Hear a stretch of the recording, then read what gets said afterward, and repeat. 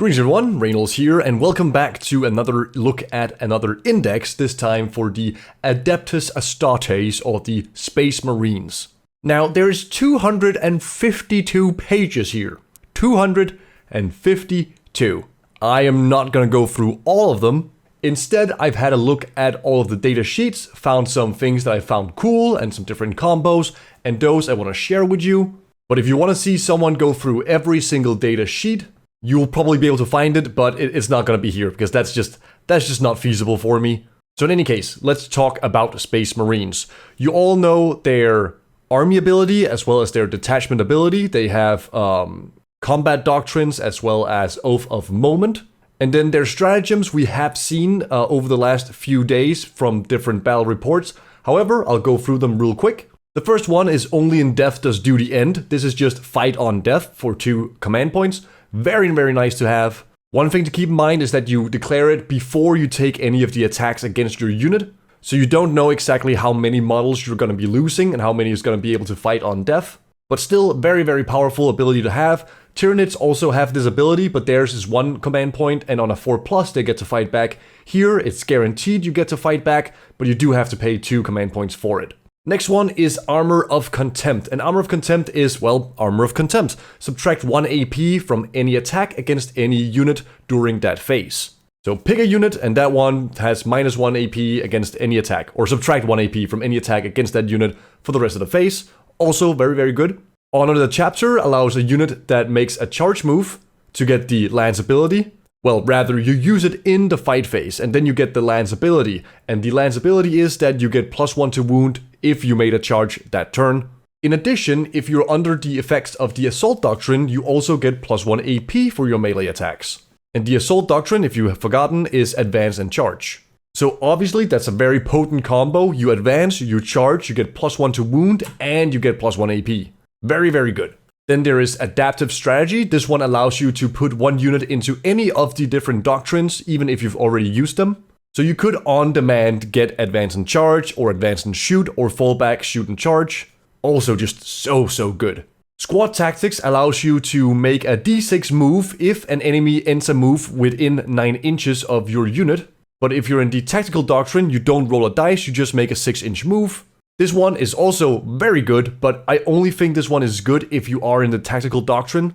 Making a D6-inch move is good, but like if you want to actually do something with it, like get behind cover or get further away from an enemy trying to charge you, it's a little bit risky on a D6 seeing how far you go, but it's absolutely amazing for defensive purposes if you are in the Tactical Doctrine. Because you can just imagine like, I don't know, Khorne Berserkers walking towards you. They're now 6 inches away. You pop this stratagem. You're in the Tactical Doctrine. You move 6 inches backwards. They now have a 12-inch charge to you. And as I said, a D6 is also good, but it's just a little bit more risky because you might, if you just get a 1, it's just like, well, now it's a 7-inch charge, which is still more, but it's not quite as good. And then finally, we have Storm of Fire, and this one is quite scary, because it gives any shooting weapon the Ignores Cover ability, and if you're in the Devastator Doctrine, then you also get +1 AP. And I'll talk more about these guys and that stratagem and a certain enhancement, Desolation Squad's still good. But that is all the stratagems. I would say they are all good or very good. Most of them are just 1 command point and can give you some really powerful benefits. For your enhancements, which are the new version of Warlord Traits and Relics, you have Artificer Armor, which is a 2-up save and a 5-up Feel No Pain. Not bad, not terrible, but not amazing either.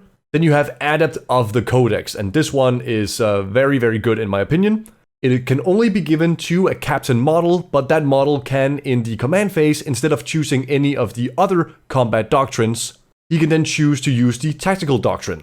And he can do this as many times as you want. So your captain in a unit with various guns can fall back and shoot, because Tactical Doctrines fall back, shoot, and charge. If you put a captain in a melee unit, it can fall back and charge. And you have that game-wide, because you can choose when you use this in the command phase. So you can say you want it on turn 1, I want it on turn 3, and I want it on turn 5. And then you pop it as you need it. Very, very good.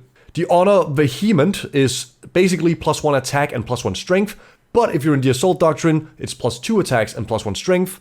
It is only for the model carrying this enhancement, it's not for the entire unit. I'm a bit mid on this. I mean, it's good. It's good. +2 attacks and +2 strength in the Assault Doctrine is great. +1 attack, +1 strength at all times. Probably still decent, but nothing that strikes me as being amazing. Then again, if you build like a Gravis Captain with the double melee weapons, then all of a sudden he just has a lot more of attacks. It's something to consider. The truly scary one is Bolter Discipline. While the bearer is leading a unit, ranged weapons equipped by models in that unit have the Sustained Hits 1 ability. So a critical hit will generate 1 more hit. In addition, while the bearer's unit is under the effects of the Devastator Doctrine, each time a model in that unit makes a ranged attack, a successful unmodified hit roll of 5+ scores a critical hit. Okay, so why is that one scary? Well, let's just start off by talking about the guys I teased a little bit earlier. So, first of all, you want a character that is able to take the Bolter Discipline enhancement and then be able to join the Desolator squad as a leader. And that unit could, for example, be the Primaris Librarian. So you have the Primaris Librarian with the enhancement. He also gives the Desolator squad a Feel No Pain 4+ ability against psychic attacks and a 4+ invulnerable save. As you can see here, you can join a Desolation squad. So sorry, I completely misexplained how it works, Bolter Discipline. So you carry the enhancement, you and the unit you're joining has Sustained Hits ability. And if you're in the Devastator Doctrine, then you have hit rolls of 5 scores a critical hit. So you have Sustained Hits on 5s instead of 6s. Then you take the Librarian, join him with a Desolation squad. Then you look at the Desolation squad's ability, which says each time this unit remains stationary until the start of your next movement phase, ranged weapons are equipped by this model in this unit have the Ignores Cover ability and can ignore the penalty to their hit rolls when making attacks with indirect weapons against targets that are not visible to them. So in short, if you have a squad of, let's say, 5 Desolation Marines, and you're shooting at your Oath of Moment target, let's pretend that's a Land Raider, then you get 1 shot for each of your Desolation Marines with the Super Crack rocket launcher. You didn't move, so you get +1 to hit. You ignore cover. You also ignore the ballistic modifier from shooting indirect. You have exploding 5s because you're in Devastator Doctrine, and if you're not in Devastator Doctrine, you pay 1 CP to put them in Devastator Doctrine. And you have the Librarian carrying the enhancement that allows them to get exploding 5s. So you have 5 attacks with full rerolls, hitting on 3s, and every 5 is an additional hit. You're then strength 10, so yes, you are wounding on 5s. But with the explosions from the hit roll, you should have about 5 hits so far. And then in the wound, when you're rolling to wound, with full wound rerolls, you should be looking at 3 to 4 wounds. At AP2, damage D6 +1. The Land Raider has a 4-up save it needs to take against this, against let's just say 4 wounds. So 2 of the wounds go through. You then deal D6 +1 damage, which averages out to about 8 damage in total, 4 for each of them. And the Rhino has 14 wounds, so it has 6 wounds left now for something else to kill it. And you can do that every single turn for 1 command point. You don't even have to move, they can just sit there.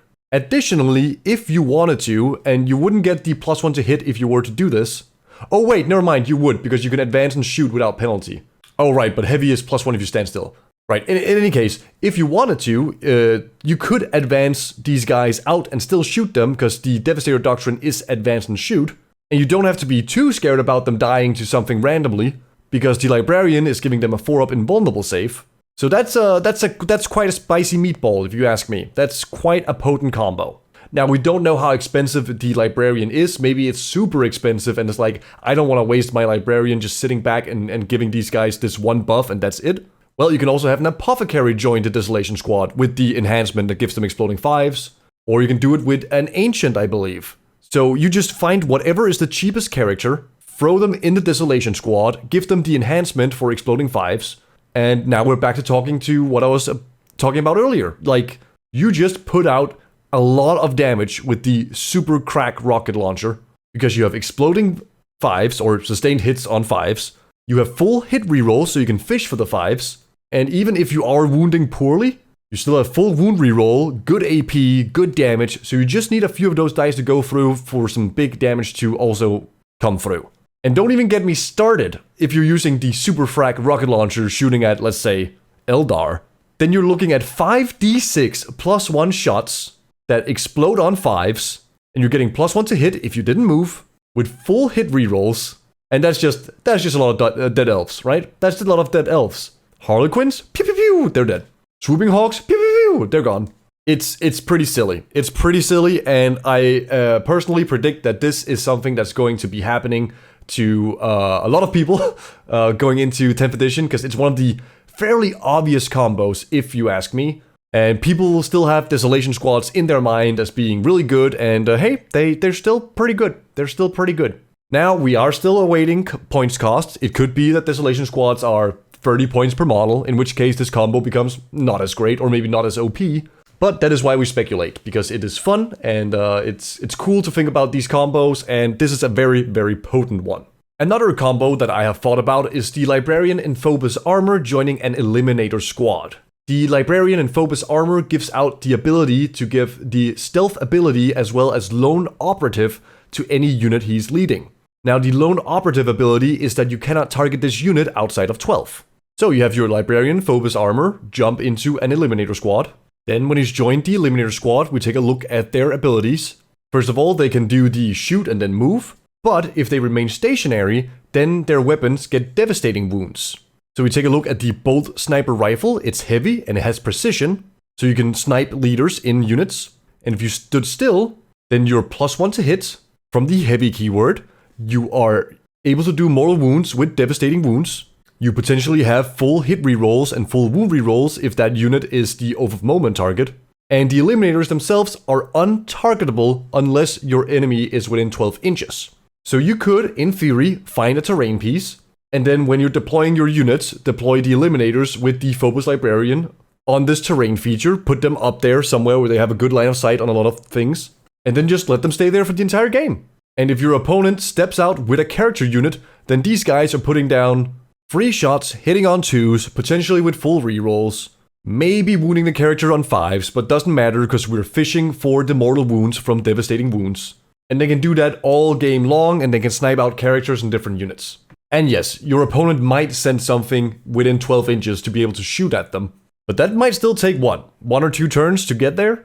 And even if they do, I mean, they've just spent something to go within 12 to deal with these guys, and then the rest of your army is free to do other things. You can also screen them. Say you have some intercessors or assault intercessors or something else that will intercept whatever is coming their way. I think it's a quite nasty combo. That's in general what I'm thinking when I read a lot of these Space Marine abilities. It's like, these are abilities by themselves, they're fine, they're okay. But then I'm like, oh yeah, but then they also get full hit rerolls and full wound rerolls potentially.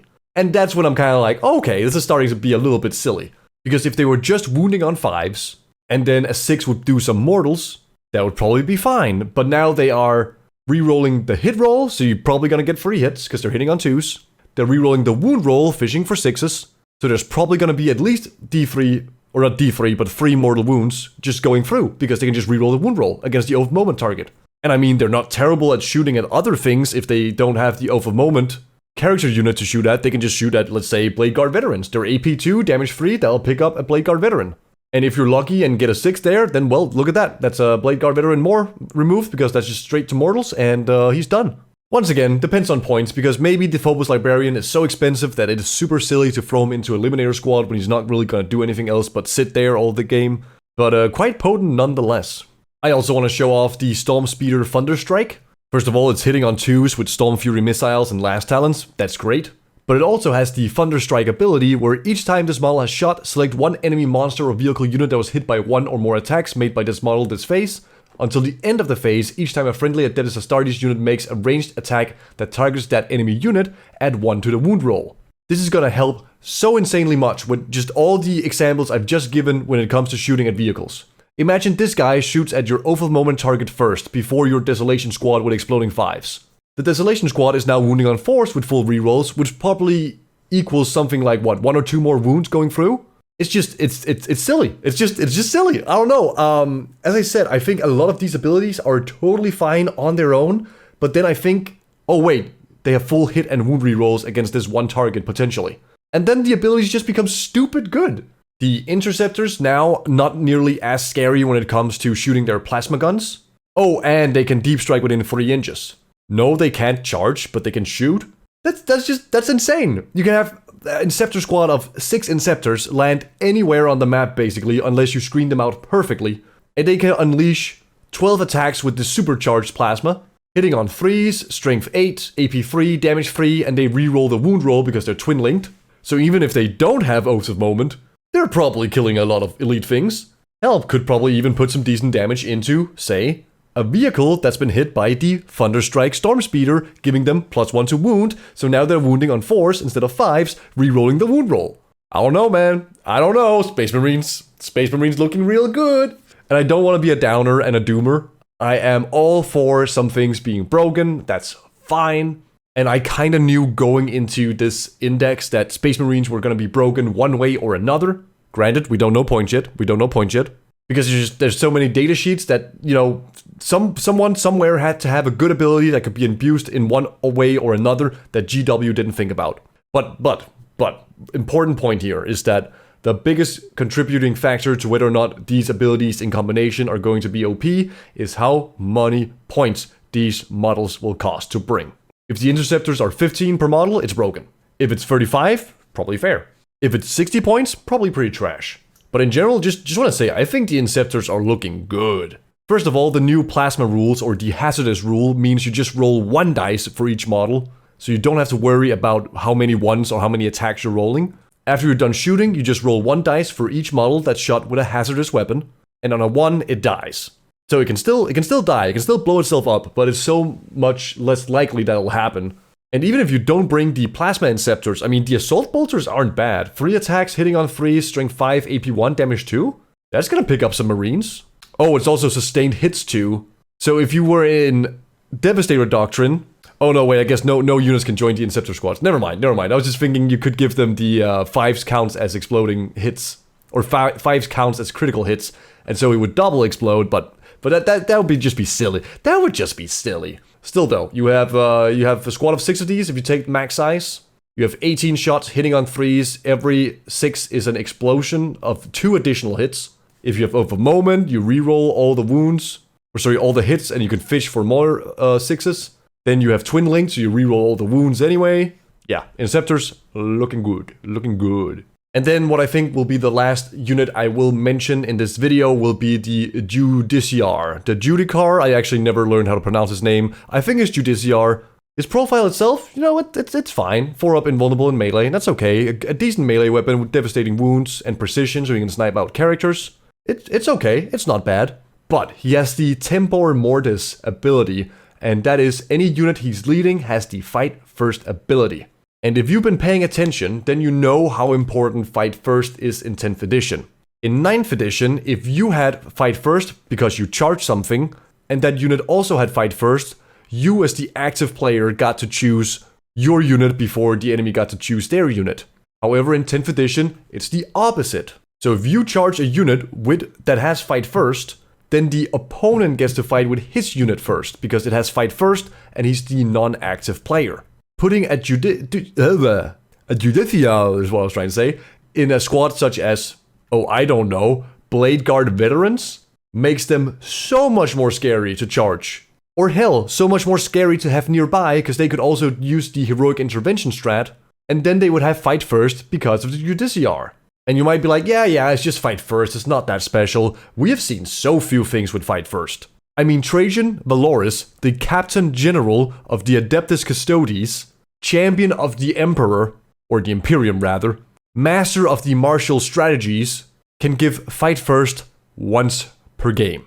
Now, I know we're not supposed to compare units to each other, but Judge Judy right here just gives Fight First, and the Captain General of the Custodes gives Fight First once per battle, and then he loses out on the other options, which are also really good. So yeah, if you have an Indomitus box you haven't painted up, I would probably get the Judiciar ready, because he's looking mighty fine. And with that, I think I want to conclude this video about the Space Marine datasheet. It is available for everyone, so go to the Warhammer community site if you want to scroll through them. There are a lot of datasheets to go through, so that is why I'm not covering them all in this video. These are just some things that I thought about and that I think are going to be quite good in 10th edition. Granted, again, we still don't know how points are going to turn out. It might be completely balanced in some way because of points, or it might be broken. We will have to wait and see. Oh, and if there's any Death Guard players watching this video, I just wanna, let me just, one moment, enhance, and scroll a little bit, and Ouch.